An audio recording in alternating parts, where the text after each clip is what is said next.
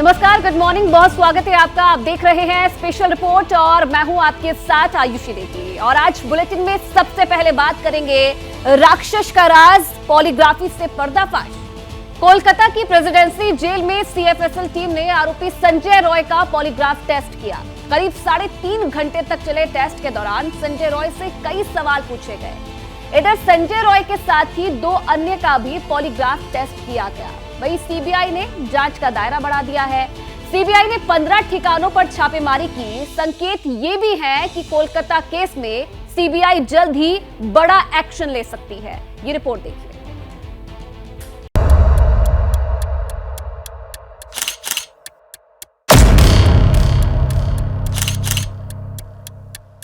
महिलाओं के खिलाफ अपराध अक्षम्य पाप है।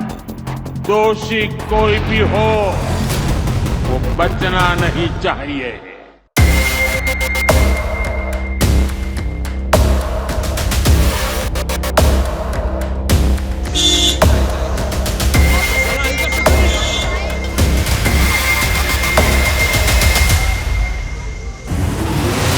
आरजीकर मेडिकल कॉलेज में 8 और 9 अगस्त की रात की वारदात का पूरा सच क्या है? क्या रेप और मर्डर की वारदात में आरोपी संजय रॉय के साथ कोई और भी शामिल था? क्या आरोपी संजय रॉय कत्ल के इरादे से ही अस्पताल आया था? क्या हॉस्पिटल में करप्शन के तार वारदात से जुड़े हैं? कोलकाता के निर्भया केस में सीबीआई की तफ्तीश पिछले 10 दिनों से इन्हीं सवालों के इर्द गिर्द घूम रही है और अब सीबीआई की सारी उम्मीदें आरोपी संजय रॉय और डॉक्टर संदीप घोष समेत 7 लोगों के पॉलीग्राफ टेस्ट पर टिक गई हैं। शनिवार को डॉक्टर संदीप घोष समेत 4 लोगों का पॉलीग्राफ टेस्ट हुआ। कोलकाता की प्रेसिडेंसी जेल में संजय राय का पॉलीग्राफ टेस्ट हुआ। कोलकाता की प्रेसिडेंसी जेल में आरोपी संजय रॉय का पॉलीग्राफ टेस्ट करीब 3.5 घंटे तक चला। सूत्रों के मुताबिक इस दौरान आरोपी संजय रॉय से केस से जुड़े कई अहम सवाल पूछे गए। बताया जा रहा है कि संजय रॉय के साथ ही केस से जुड़े 2 अन्य लोगों का पॉलीग्राफ सीबीआई दफ्तर में किया गया। बहुत कुछ है बस। अच्छा, अब ये बेहद महत्वपूर्ण हो जाता है क्योंकि जो संदीप घोष है उनका पॉलीग्राफिक टेस्ट भी हो चुका है। मुख्य आरोपी जो संजय रॉय है उसका पॉलीग्राफिक टेस्ट हो गया। अब जो टीम है वो जिन्होंने जो सवाल जवाब का सिलसिला वहां पर चलाया था, अब वो अपनी पूरी रिपोर्ट है उसे कंपाइल करेगी। उसके बाद ये निर्णय लिया जाएगा कि आखिरकार किन किन सवालों पर वो नर्वस था, किन किन सवालों के जवाब गलत दे रहा था अकॉर्डिंग टू जो टेक्निकल मशीन्स है, और उसमें आगे किस तरीके से अब अपनी इन्वेस्टिगेशन को बढ़ाना चाहिए। कोलकाता कांड में आरोपी संजय रॉय और डॉक्टर संदीप घोष समेत कुल 7 लोगों का पॉलीग्राफ टेस्ट किया गया है। इनमें 4 फेलो डॉक्टर और 1 वॉलंटियर का नाम शामिल है। पॉलीग्राफ टेस्ट से पहले सीबीआई आरोपी संजय रॉय का साइकोलॉजिकल टेस्ट भी करवा चुकी है, लेकिन जवाबों से संतुष्ट न होने पर सीबीआई को पॉलीग्राफ यानी लाई डिटेक्टर टेस्ट का रास्ता अख्तियार करना पड़ा। बताया जा रहा है कि अब सीबीआई साइकोलॉजिकल टेस्ट और पॉलीग्राफ टेस्ट की रिपोर्ट का एक साथ आकलन करेगी, जिससे सच से पर्दा उठाया जा सके। लेकिन अगर फिर भी साजिश से पर्दा नहीं उठता तो फिर रास्ता क्या होगा, ये सवाल भी उठने लगा है। अब सवाल है कि अगर सीबीआई पॉलीग्राफ टेस्ट के जवाबों से संतुष्ट नहीं होती या फिर केस के सच से पर्दा नहीं उठता तो क्या सीबीआई आरोपी का नार्को टेस्ट कराएगी? कोलकाता कांड की जांच के बीच नार्को टेस्ट की चर्चा इसलिए भी जोर पकड़ रही है क्योंकि अब तक ये साफ नहीं है कि निर्भया के गुनहगार संजय रॉय, डॉक्टर संदीप घोष और अन्य 5 लोगों के पॉलीग्राफी टेस्ट में कौन सी और कितनी सच्चाई सामने आई। पहले समझिए पॉलीग्राफ टेस्ट और नार्को टेस्ट में फर्क क्या है। पॉलीग्राफ टेस्ट में मशीन को आरोपी के शरीर से अटैच किया जाता है, कोई इंजेक्शन नहीं दिया जाता। वहीं नार्को टेस्ट में सोडियम पेंटोथॉल का इंजेक्शन दिया जाता है। पॉलीग्राफ टेस्ट में सेंसर के जरिए आरोपी के शरीर से आ रहे सिग्नल को रिकॉर्ड किया जाता है, जबकि नार्को टेस्ट के दौरान आरोपी का दिमाग पूरी तरह सक्रिय नहीं रहता। पॉलीग्राफ टेस्ट में रिकॉर्ड सिग्नल के आधार पर सच और झूठ का पता लगाया जाता है, जबकि नार्को टेस्ट में आरोपी बेहोशी की हालत में जवाब देता है। क्योंकि पॉलीग्राफ टेस्ट के दौरान आरोपी का दिमाग पूरी तरह सक्रिय होता है, ऐसे में इस बात की संभावना रहती है कि आरोपी अपने शरीर को कंट्रोल कर मशीन के सिग्नल को प्रभावित कर सके। जबकि नार्को टेस्ट के दौरान इस तरह की संभावना कम होती है। हालांकि आरोपी संजय रॉय और केस से जुड़े दूसरे लोगों का नार्को टेस्ट होगा या नहीं, ये सीबीआई के रुख पर और अदालत के रुख पर निर्भर करेगा। फिलहाल सीबीआई ने पॉलीग्राफ टेस्ट के साथ ही केस से जुड़े करप्शन वाले एंगल की छानबीन तेज कर दी है। इस कड़ी में सीबीआई ने आरजीकर मेडिकल कॉलेज के पूर्व प्रिंसिपल संदीप घोष और डिप्टी प्रिंसिपल संजय वशिष्ठ से जुड़े 15 ठिकानों पर छापेमारी की। संदीप घोष के करीबी देवाशीष सोम के ठिकानों पर भी छापेमारी की खबर है। सीबीआई ने आरजीकर मेडिकल कॉलेज के एडमिन ब्लॉक में भी छापा मारा। इस ब्लॉक में पूर्व प्रिंसिपल डॉक्टर संदीप घोष का भी ऑफिस था। बताया जा रहा है कि करप्शन के मामले में अस्पताल प्रशासन से जुड़े कई लोग सीबीआई के रडार पर हैं, लेकिन सीबीआई का सबसे ज्यादा फोकस डॉक्टर संदीप घोष पर है। सीबीआई की टीम सुबह 6:45 पर डॉक्टर संदीप घोष के घर पहुंच गई। हालांकि करीब सवा घंटे तक डॉक्टर संदीप घोष ने घर का दरवाजा नहीं खोला, लेकिन सीबीआई के अधिकारी वहां से नहीं हटे। उसके बाद सुबह करीब 8 बजे डॉक्टर संदीप घोष को घर का दरवाजा खोलना पड़ा। सीबीआई ने शनिवार को ही डॉक्टर संदीप घोष के खिलाफ करप्शन के मामले में एफआईआर दर्ज की थी। वहीं भ्रष्टाचार और वित्तीय अनियमितता को लेकर गठित एसआईटी ने सभी दस्तावेज सीबीआई को सौंप दिए हैं। जैसे जैसे डॉक्टर संदीप घोष पर सीबीआई का शिकंजा कस रहा है, पश्चिम बंगाल की सत्ताधारी पार्टी टीएमसी की धड़कनें तेज हो रही हैं। जब ये घटना घटे, ममता जी ने 5 को उधर से हटाया तुरंत। एक principal Sandeep Ghosh, 2 number MSVP medical superintendent cum vice president Sanjay Vashishtha ji, 3 number है असिस्टेंट सुपर या डेप्यूटी सुपर जिन्होंने पुलिस नहीं, जिन्होंने पेरेंट्स को बोले थे सुइसाइड, उनको दोईपायन विश्वास। 4th चेस्ट मेडिसिन का जो हेड ऑफ द डिपार्टमेंट था, और 5th उधर 19 में जो एनआरएस में हादसा हुआ था जूनियर डॉक्टर के ऊपर असल्टमेंट एमनी पेशेंट पार्टी की तरफ से, तब से ममता जी ने हर एक हॉस्पिटल में एक पुलिस आउटपोस्ट रखे हैं। पोस्टमार्टम करने वाली टीम के हिस्सा रही एक महिला डॉक्टर मैडम ने जो बातें हमारे सामने लाई है, इससे हमारे सब जितने भी हम पश्चिम बंगाल के लोग हैं जो इस चीज़ को लेकर सेंसिटिव है, कॉन्सर्न है, सबके पैर के नीचे से मिट्टी सिसक गई। क्योंकि जिस तरीके का कोशिश किया गया पूरी घटना को पूरी कवर अप करने की और इसे महज एक आत्महत्या की घटना बनाने की, ये सच में पुलिस की एक्टिविटी और स्पेशली जो हेल्थ मिनिस्ट्री है उसकी एक्टिविटी को हमें शर्मसार कर रही है। सीबीआई जांच और पॉलीग्राफ टेस्ट के बीच कोलकाता कांड पर सियासत लगातार जारी है। इस बीच प्रधानमंत्री नरेंद्र मोदी ने 2 टूक लफ्जों में आरोपी के लिए कड़ी सजा की मांग की है। देश के हर राजनीतिक दल से कहूंगा, हर राज्य सरकार से कहूंगा कि महिलाओं के खिलाफ अपराध अक्षम्य पाप है। दोषी कोई भी हो वो बचना नहीं चाहिए। अस्पताल हो, स्कूल हो, दफ्तर हो या फिर पुलिस व्यवस्था, जिस भी स्तर पर लापरवाही होती है सबका हिसाब होना चाहिए। जो वो आरजी कौर का जो रेप केस है, मर्डर केस है, वो तो तुरंत सॉल्व होना चाहिए। एक अरेस्ट वो भी कलकत्ता पुलिस ने किया है। सीबीआई क्या कर रहा है? जितना डिले हो रहा है, इतना फेक न्यूज, ये जो बहुत गॉसिप्स चल रहा है, पॉलिटिक्स चल रहा है, ये स्टॉप करने के लिए ये तो सॉल्व होना चाहिए। कोलकाता कांड में अब तक सिर्फ एक आरोपी संजय रॉय की गिरफ्तारी हुई है। केस की जांच कर सीबीआई पिछले 10 दिनों में कोई बड़ा खुलासा नहीं कर पाई है।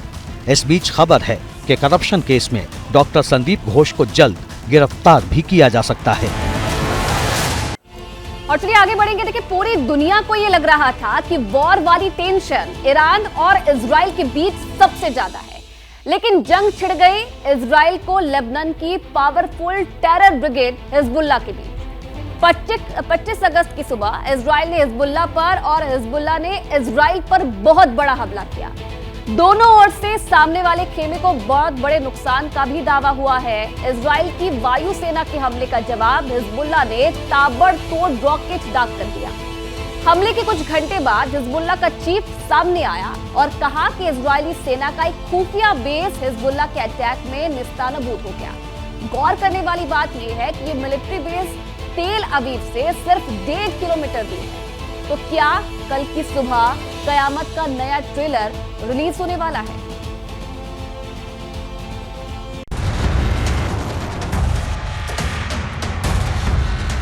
पच्चीस अगस्त 2024 जिब्किन लेबनान। रविवार की सुबह लेबनान की जमीन पर इस्राएल ने आसमान से हमला कर दिया। ये उसी एयर स्ट्राइक का रियल वीडियो है। लेबनान की राजधानी बैरूत से 103 किलोमीटर दूर एक गांव है जिब्किन।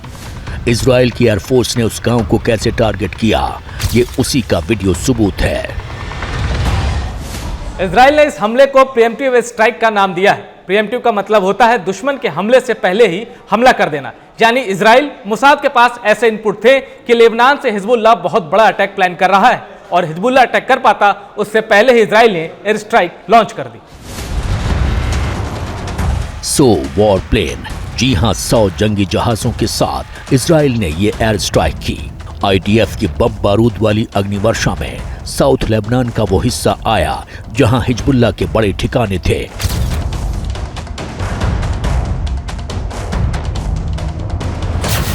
बीते कई महीनों में इजराइल और हिजबुल्लाह के बीच इतनी भीषण जंग कभी नहीं देखी गई, इसलिए युद्ध के अलार्म ने मिडिल ईस्ट को डरा दिया है।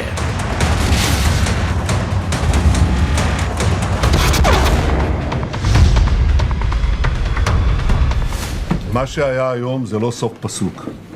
חיזבאללה ניסה לפנות בוקר לתקוף את מדינת ישראל ברקטות ובכטב"מים. אנחנו הנחינו את צה"ל לבצע מתקפת מנע עצימה להסרת האיום. צה"ל השמיד אלפי רקטות קצרות טווח, והן כולן היו מיועדות לפגוע באזרחינו ובכוחותינו בגליל. בנוסף, צה"ל יירט את כל הכטב"מים שחיזבאללה שיגר למטרה אסטרטגית במרכז הארץ. אנחנו מכים בחיזבאללה במהלומות מחץ מפתיעות.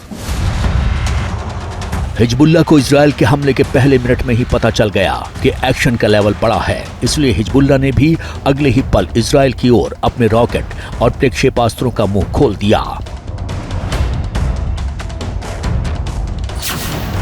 उत्तरी इजराइल के आसमान को देखिए, डिफेंस सिस्टम को भेदते हुए हिजबुल्लाह के रॉकेट और मिसाइल गरज रहे हैं। इजराइल का उत्तरी इलाका वार्निंग अलार्म से गूंज रहा है।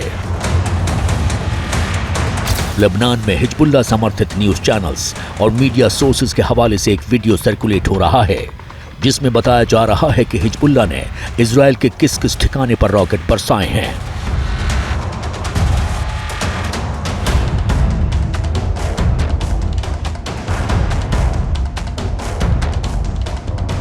हिजबुल्लाह कह रहा है कि ये इंतकाम की पहली किश्त है और अब इजराइल को बहुत भारी कीमत चुकानी पड़ेगी। एज ऑफ नाउ तो ये ताकत का ट्रेलर है। हिजबुल्लाह की तैयारी को देखते हुए इजराइल ने प्रीएम्प्टिव स्ट्राइक किया है, जिसमें उन्होंने कम से कम 100 से ज़्यादा अपने लड़ाके उतारे हैं, हेलीकॉप्टर उतारे हैं और बहुत बड़े पैमाने पर हिजबुल्लाह के जो लॉन्चर्स हैं उनको बर्बाद किया है। हिजबुल्लाह की जवाबी कार्रवाई जो नदर्न इजराइल और सेंट्रल इजराइल में टारगेटेड थी 11 मिलिट्री इंस्टॉलेशंस के खिलाफ, वो केवल 300 के करीब रॉकेट्स और ड्रोन्स फायर किए गए, जिसको बहुत बड़े पैमाने पर आयरन डोम ने बर्बाद कर दिया। हिजबुल्लाह के पास कहा जाता है 1,50,000 से ज़्यादा मिसाइलें और फास्ट ड्रोन्स हैं और वो हज़ारों की तादाद में वास्तव में उनको इस्तेमाल करेगा एट वन टाइम, जिससे जो आयरन डोम सिस्टम है पूरा ओवरवेल्म हो जाएगा, पूरा सैचुरेट हो जाएगा और 70 से 80% जो मिसाइलें हैं वो अपने टारगेट को हिट कर सकेगी। इजराइल में इस समय 48 घंटे के लिए नेशनल इमरजेंसी डिक्लेयर हो गई है। हिजबुल्लाह की तरफ से इस पर भी कुछ नहीं हुआ। मुझे पक्का यकीन है कि ईरान को भी हर प्रकार से लेसन लेना चाहिए। जिस दिन इजराइल को साफ तौर पे लगेगा कि ईरान कुछ बड़ी कार्रवाई करने लगा है, इसी माफ़ी का प्रीएम्प्टिव स्ट्राइक ईरान के ऊपर भी हो सकता है। अगले 24 से 48 घंटे में ये लड़ाई और ज़ोर पकड़ेगी और अगर इजराइल की तरफ से इसी माफ़ी कार्रवाई करते होती रही तो यकीनन ये फुल फ्लेज वॉर में कन्वर्ट हो जाएगा, जिससे सारी दुनिया का खतरा जो है और ख़ास करके मिडल ईस्ट में जंग फैलने का खतरा बहुत बड़ा पैमाने पर फैल जाएगा। 25 अगस्त की सुबह का ये वीडियो हिजबुल्लाह की ताकत का ट्रेलर भी नहीं है।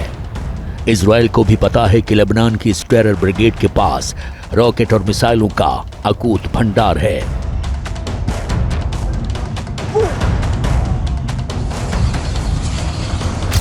इजराइल पर लगभग 350 से ज्यादा मिसाइलें दागकर हिजबुल्लाह ने इशारा कर दिया है कि वो फुल फ्लेज वॉर के लिए तैयार है।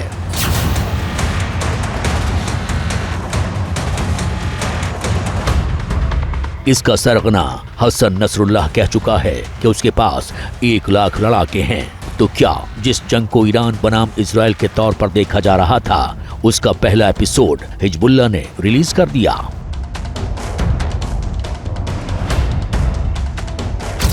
पावरफुल इस्लामिक कंट्री इजिप्ट को तो ऐसा ही लग रहा है। इस तस्वीर को देखिए। इजिप्ट के राष्ट्रपति अल सीसी ने 25 अगस्त को अमेरिकी एयरफोर्स के जनरल CQ ब्राउन से मुलाकात की। ब्राउन हिजबुल्लाह और इजराइल के बीच लेटेस्ट हमले के बाद अल सीसी से मिल रहे थे। इजिप्ट ने अमेरिका को साफ साफ कह दिया है कि इस बार कुछ भयानक हो सकता है। अगर आपको याद होगा 2006 को में इजराइल और हिजबुल्लाह के बीच में लड़ाई हुई थी और उस समय इजराइल बहुत शक्तिशाली था और आज का हिजबुल्लाह और उस हिजबुल्लाह में ज़मीन आसमान का फ़र्क था। हिजबुल्लाह काफ़ी कमज़ोर था, लेकिन उसके बावजूद भी इजराइल उसके ऊपर हामी नहीं हो सका। आज का हिजबुल्लाह जो है बहुत ही शक्तिशाली है। कम से कम कहा जाता है कि कम से कम 50 से 100 गुना ज़्यादा ताकतवर है हमास, और हमास को इजराइल 10 मिनट में ख़त्म नहीं कर पाया और ना ही ख़त्म कर पाएगा। ऐसे में मुझे नहीं लगता किसी भी हालत में इजराइल जो है हिजबुल्लाह के ऊपर हामी हो पाएगा या उसको ख़त्म कर पाएगा। हिजबुल्लाह को ईरान, हूती और हमास का फुल सपोर्ट है। हिजबुल्लाह ने इजराइल के सुपर अटैक का पूरी ताकत से जवाब दिया है। हवाई हमले की ताकत इजराइल को एडवांटेज देती है, लेकिन अगर हिजबुल्लाह को ईरान का खुल्लम खुल्ला सपोर्ट मिल गया तो इजराइल के लिए दिक्कत हो सकती है। इसीलिए कहा जा रहा है कि अगले 50 घंटे मिडिल ईस्ट के लिए भारी हैं।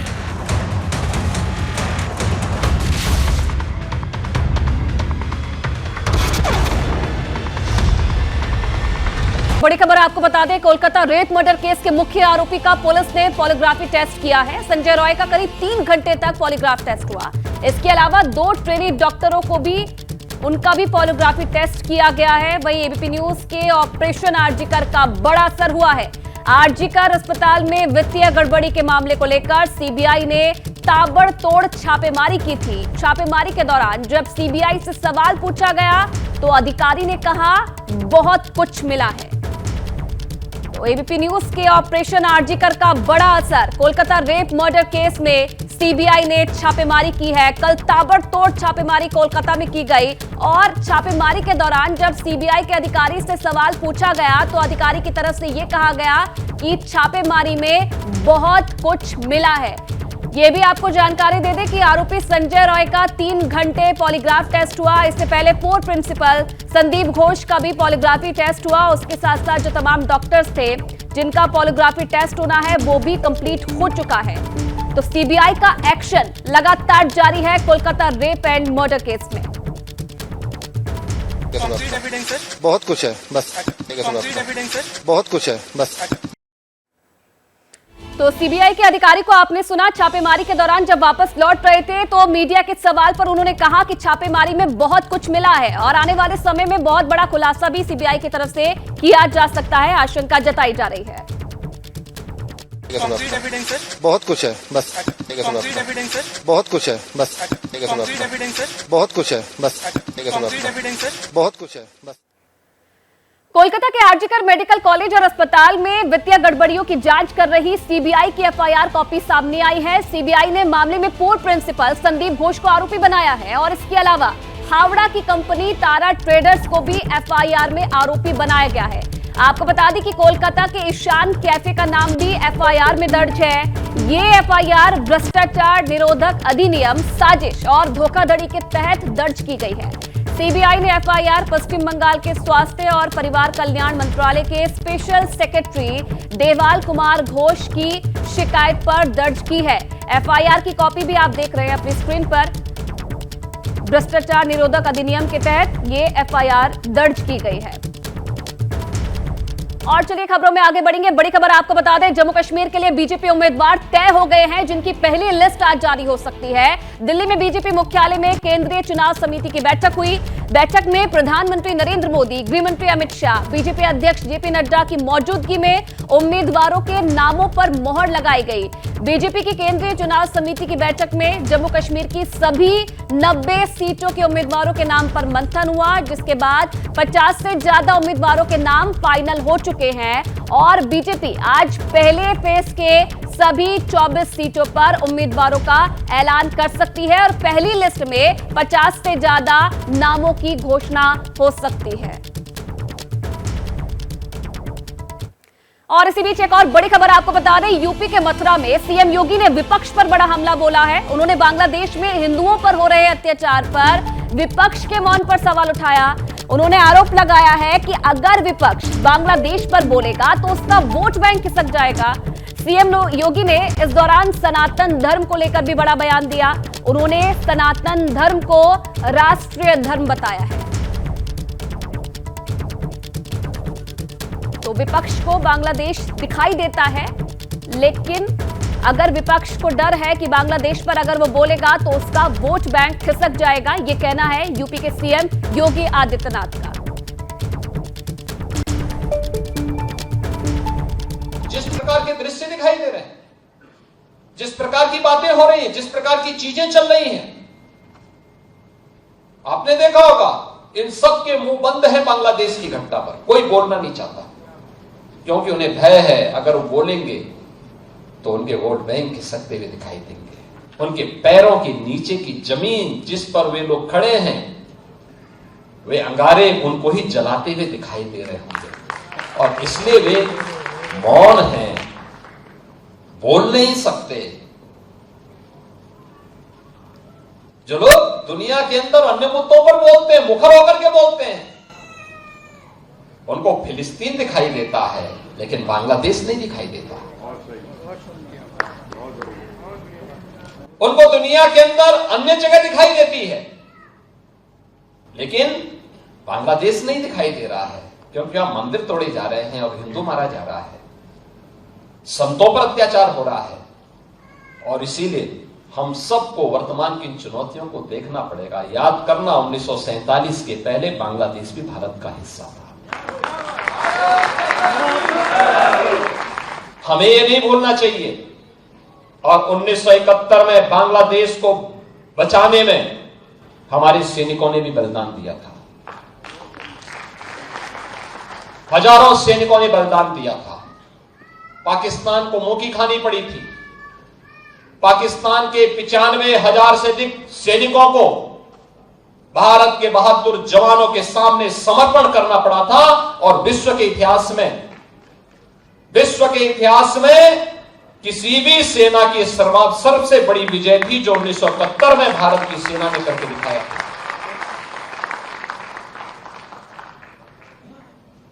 इसलिए हम सबको वर्तमान में अपने आप को उसके लिए तैयार करना होगा, देखना होगा। यह देश रहना चाहिए, सनातन धर्म हर हाल में रहना चाहिए, हमारी विरासत का हर हाल में संरक्षण होना चाहिए।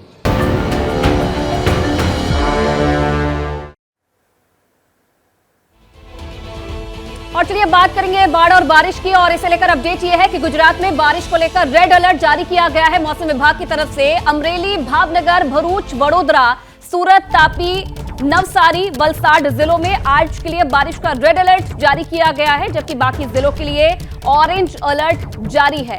ये बड़ी जानकारी गुजरात को लेकर कई जिलों में मौसम विभाग की तरफ से रेड अलर्ट जारी किया गया है। इसमें भावनगर, भरूच, वडोदरा, सूरत, तापी, नवसारी, अमरेली तमाम जिले शामिल हैं और इसी के साथ साथ बाकी जिलों के लिए ऑरेंज अलर्ट जारी है। पहले से ही गुजरात के कई जिलों में बाढ़ के हालात पैदा हो गए हैं। लगातार हो रही बारिश और उसके बाद कई जिलों में इस वक्त हालात बद से बदतर हो गए हैं बारिश की वजह से। और एक बार फिर से मौसम विभाग की तरफ से कई जिलों के लिए रेड अलर्ट जारी किया गया है। आज भी कई जिलों में भारी बारिश हो सकती है। तो ये बड़ी खबर गुजरात को लेकर। अमरेली, भावनगर, भरूच में बारिश का रेड अलर्ट मौसम विभाग की तरफ से जारी किया गया है। सूरत, तापी, नवसारी में भी आज भारी बारिश हो सकती है। और तमाम जो बाकी जिले बचे हैं उनके लिए ऑरेंज अलर्ट मौसम विभाग की तरफ से जारी किया गया है। तो अभी भी गुजरात वासियों को जो बारिश है वो परेशान कर सकती है। राहत मिलने की उम्मीद नहीं है आज भी। और मौसम विभाग की तरफ से तमाम जिलों के लिए रेड अलर्ट जारी किया गया है। लेकिन ये तस्वीरें आप देखिए, लगातार हो रही बारिश और उसके बाद गुजरात के नवसारी में किस तरीके के हालात पैदा हो गए हैं। जो लोग हैं कितनी दिक्कतों का सामना उन्हें करना पड़ रहा है। लोगों के घरों में, दफ्तरों में, तमाम स्कूलों में पानी भर गया है। जो डैम है ओवरफ्लो हो गए हैं। नदी नालों का जो हाल है वो इसी तरह से दिखाई दे रहा है। और आने वाले समय के लिए भी मौसम विभाग की तरफ से अलर्ट जारी किया गया है। और चलिए बात करेंगे चीन की। तो चीन के उत्तर पश्चिमी प्रांत में भारी बारिश की वजह से बाढ़ आ गई। यिनचुआन, निजियांग में हालात सबसे ज्यादा बिगड़ गए हैं। हर तरफ पानी ही पानी नजर आया है। बारिश और बाढ़ आने से लोगों की मौत हो गई है। चीन के सरकारी चैनल सीसीटीवी के मुताबिक उत्तर पश्चिमी गांसू प्रांत और निजियांग ऑटोनोमस क्षेत्र में हालात सबसे ज्यादा बिगड़ गए हैं। लोगों की गाड़ियां पानी में फंस गई है, जिन्हें दूसरी गाड़ियों से खींचा गया। और ऐसे ही हालात कई दूसरे इलाकों में भी देखे गए हैं। तो देखिए, न सिर्फ भारत बल्कि जो दूसरे देश है उनमें भी बाढ़ से जो हालात हैं वो बदतर होते जा रहे हैं। चीन की तस्वीरें आपको दिखा रहे हैं किस तरीके से वहां पर बाढ़ का सितम जारी है। सैलाब पर शैतान सवार है या नदियां आत्मघाती हो गई है। कहीं कार बह रही है तो कहीं बाइक। तो पूरा का पूरा मेट्रो स्टेशन पानी की बेलगाम चाल चक्रव्यूह जैसी है, जिसमें आधा देश फंसा हुआ है। ये रिपोर्ट देखिए और समझिए कि अगस्त अपने आखिरी पड़ाव पर है, लेकिन बाढ़ का अभी कोई अंत नहीं है।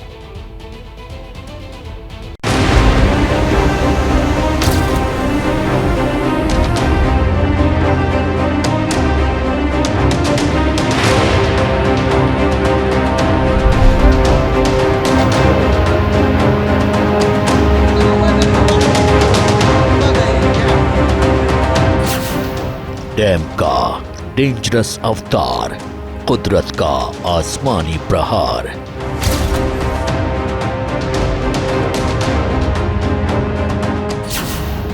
आत्मघाती नदियां, ग्लोबल वार्मिंग की सद में दुनिया।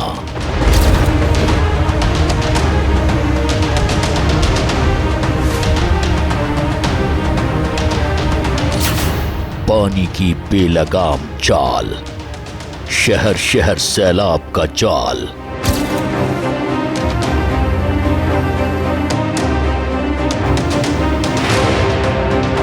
आप देख सकते हैं किस तरह से निचली बस्तियों में पानी पानी भरा चुका है। घुटने तक मैं खुद ये सड़कों पर मौजूद हुई। उत्तर से दक्षिण तक टेंशन, तैरने लगा मेट्रो स्टेशन।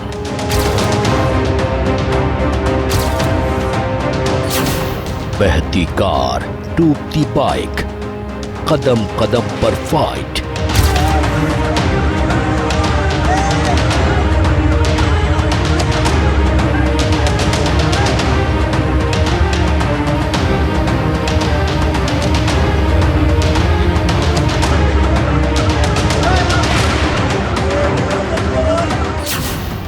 सैलाब पर सवार शैतान, द अनहोली वाटर। तो मध्य प्रदेश इस वक्त बाढ़ का सबसे बड़ा पीड़ित है, जिसके कई जिले सैलाब के चक्रव्यूह में फंसे हुए हैं। भोपाल में पानी का ऐसा बवंडर आया है कि सड़कें समंदर बन गई है। अब आलम यह है कि इंसान न घर में सुरक्षित है और न बाहर, क्योंकि कुदरत की मार के आगे सब बेबस है।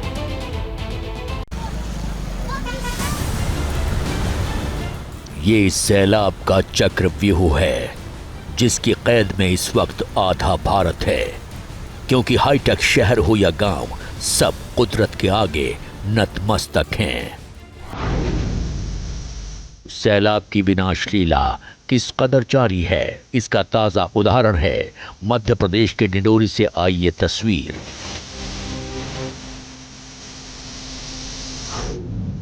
जहां कुछ मवेशी पुल पार करने की कोशिश करते हैं, जिसमें से एक के बाद एक 2 मवेशी नदी में बह जाते हैं।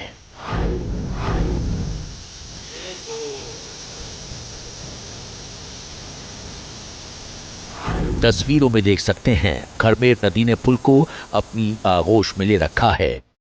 दूर दूर तक सड़क नहीं दिखती, दिखता है तो सिर्फ पानी, जिसका बहाव इतना तेज है कि अपने साथ सबको बहाए ले जा रहा है, जैसे इन दोनों मवेशियों को अपने साथ बहा कर ले जाता है। लेकिन जो गलती इन मवेशियों ने की, वही गलती इंसान भी कर रहे हैं। उफान मारती लहरों को पार कर रहे हैं। तस्वीरों में देख सकते हैं कि जिस पुल पर मवेशी बहे, उसी पुल पर एक बाइक सवार और उसके पीछे एक कार आती है। किस्मत अच्छी होती है कि कोई दुर्घटना नहीं होती, नहीं तो अक्सर ऐसी लापरवाही भारी पड़ जाती है और एक के बाद एक लोगों के आने जाने का सिलसिला चलता रहता है, कोई गाड़ी से तो कोई पैदल।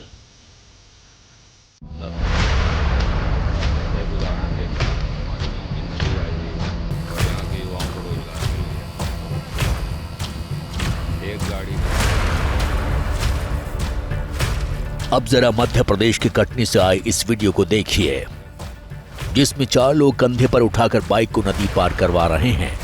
ये वीडियो सोशल मीडिया पर खूब वायरल हो रहा है, जिसमें पीछे से कोई शख्स बता रहा है कि इन लोगों ने आपदा को अवसर बना लिया है और एक बाइक को पार कराने के लिए 100 रुपए ले रहे हैं।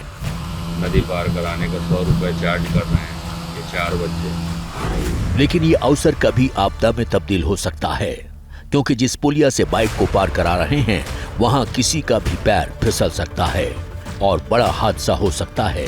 लेकिन ये लोग अपनी ही जान के दुश्मन बने हुए हैं। दरअसल कटनी में लगातार बारिश हो रही है, जिससे नदी नाले उफान पर आ गए हैं। शहर से जोड़ने वाली तमाम पुलियाओं का एक जैसा हाल है। प्रशासन लोगों से अपील कर रहा है कि नदी और बाढ़ वाले इलाकों से दूर रहें, लेकिन लोग इन अपीलों को कितना मान रहे हैं, ये कटनी की इस तस्वीर को देख समझ सकते हैं।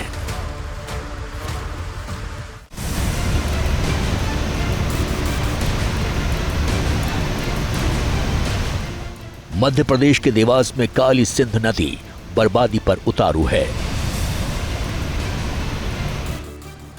तस्वीरों में आप देख सकते हैं कि पिपलेश्वर महादेव के मंदिर के चारों तरफ पानी है। मंदिर तक जाने वाले सभी रास्ते पानी में डूब चुके हैं। दरअसल बीते 24 घंटों में देवास में जमकर बारिश हुई है, जिसने आसपास के सभी इलाकों को जलमग्न कर दिया है। पानी रिहायशी इलाकों की बिल्डिंगों से सटकर बह रहा है, जैसे मानो नदियों का सिस्टम बदल गया हो, जिसे जहां से जगह मिल रही है वहां से बह रहा है और इंसान चुपचाप सब कुछ सह रहा है।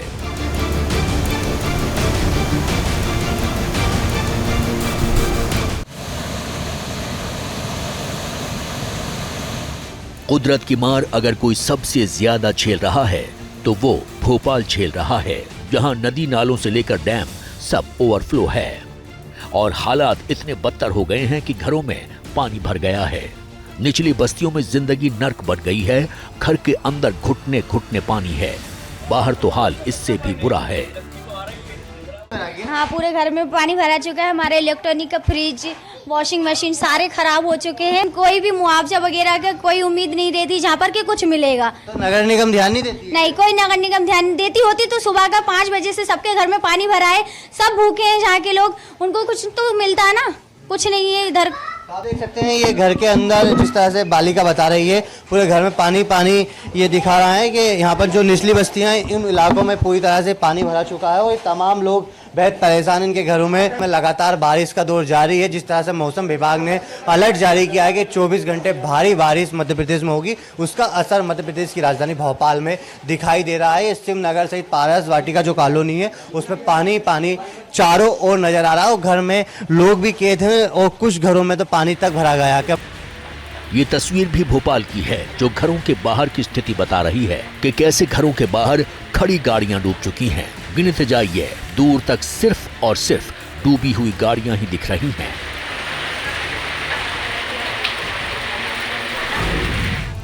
घरों की पहली मंजिल तक पानी भरा है। ये भोपाल के शिवनगर इंद्र विहार कॉलोनी का हाल है, जिसने नगर निगम के उन तमाम दावों की पोल खोल दी है जो बारिश से पहले नालों की सफाई को लेकर किए गए थे। लेकिन कितने काम जमीन पर हुए थे, ये इस तस्वीर को देख समझ सकते हैं। उधर एक टेंशन डैम ने बढ़ा दी है, जिसके दरवाजे एक बार फिर खोल दिए गए हैं, जिससे पानी का लेवल और टेंशन दोनों बढ़ गए हैं। उधर महाकाल की नगरी उज्जैन में शिप्रा नदी डराने लगी है। तस्वीरों में देख सकते हैं कि कई घाट पानी में डूब गए हैं, जिसकी वजह से पूजा तक नहीं हो पा रही है। आप देखिए, ये शिप्रा नदी का छोटा पुल है जिससे पानी बह रहा है। शिप्रा नदी के ऊपर से पानी बहने की वजह से रास्ते को रोक दिया गया है और जो आसपास के मंदिर है अभी भी जलमग्न है। घाटों पर पूजा अर्चना बंद है और शिप्रा नदी का जल स्तर ऐसा माना जा रहा है कि आज भी उतरने की संभावना कम है। उज्जैन और इंदौर में लगातार जो बारिश हो रही है उसकी वजह से लगातार शिप्रा नदी उफान पर है और यह तीसरा मौका है जो बारिश के समय शिप्रा नदी लगातार तीसरी बार उफान पर आई है। और उज्जैन के इसी रामघाट और इसी घाट पर पूजा अर्चना करने के लिए प्रतिदिन बड़ी संख्या में श्रद्धालु आते हैं। पूजा अर्चना